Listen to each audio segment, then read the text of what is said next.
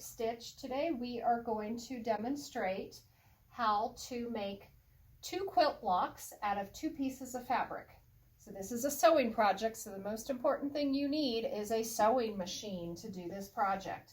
Here are the 2 different fabrics put together in quilt blocks. You can rearrange them however you want. You can make as many as you want, but let's get to the demo. So what you're going to need for this project, let's go over supplies besides sewing machine. You're going to need some pins, a pair of scissors, a yardstick, some sort of marking pen or pencil. The only thing you do not want to use is a Sharpie that will go through your fabric, and an iron and an ironing board.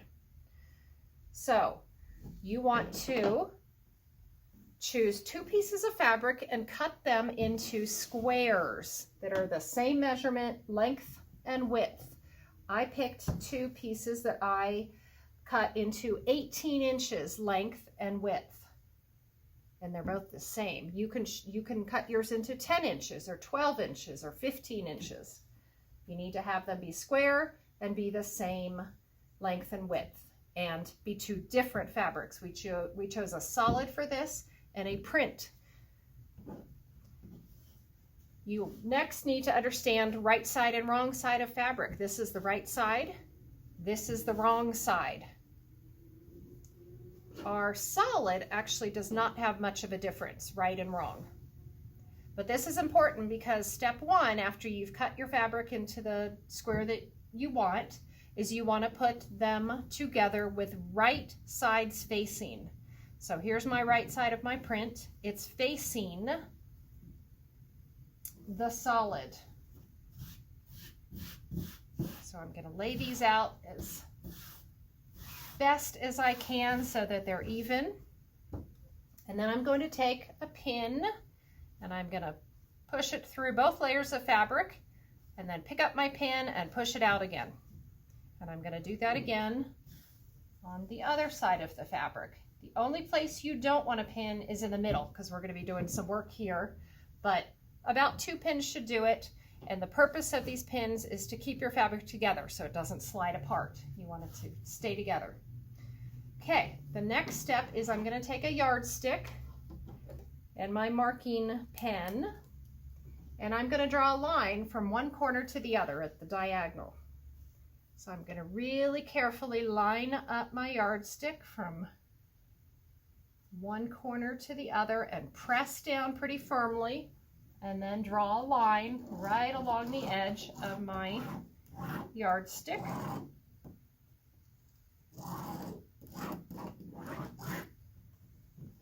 And it doesn't have to be really, really dark, but there's my line. Okay, I'm going to put my pen aside, and then I'm going to take this to the sewing machine, but let me show you what I'm going to do before I do it. So I'm going to I'm going to sew a seam, which is a line of stitches with my sewing machine, 1/4 of an inch away from the line that I just drew on either side of the line. So my sewing machine actually has a specific foot on it so that I can measure that 1/4 inch as I go. If you don't have that, you can use a ruler and your pen and mark that 1/4 inch all the way down. You can do just some dotted lines, and that's the line you'll follow. You want to be pretty specific about this. You don't want to do wavy lines. You don't want to get off course. So your seam is going to be parallel to the line that you drew, but you're going to have 2 seams, one on either side of that line. So now I'm going to take it to the sewing machine, and I'm going to lower the pressure foot, and I'm going to put my foot to the pedal, and this is my 1/4 inch foot, and my foot is right along the line that I drew.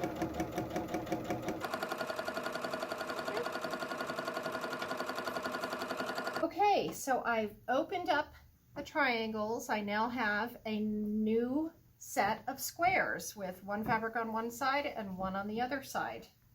Now let's do a little math here. We did 1/4 inch seams, so if we did a 1/4 inch seam here, what started as an 18 inch square is now 17.5 because I took a 1/4 inch off of this fabric and a 1/4 inch off of that fabric. So we've started with an 18-inch square, but it's a little smaller now. Our next step is we're going to get our marking pen again, and I'm going to actually do it on this side, is I'm going to go opposite where my seam is, corner to corner, and draw another line from corner to corner, right across where I sewed those two pieces together. And I'm going to do one more cut right along the line that I drew. Now, if you are at home and you are a sewer or a quilter, or mom or dad or someone in your family is, they might have, or you might have, a rotary cutter and a ruler, and you can use that if you have it and are experienced and know what it is to do your cutting. But for this sample, pretty much all of us have scissors at home. So I sewed fabric together, I cut it apart, I sewed it together, I cut it apart.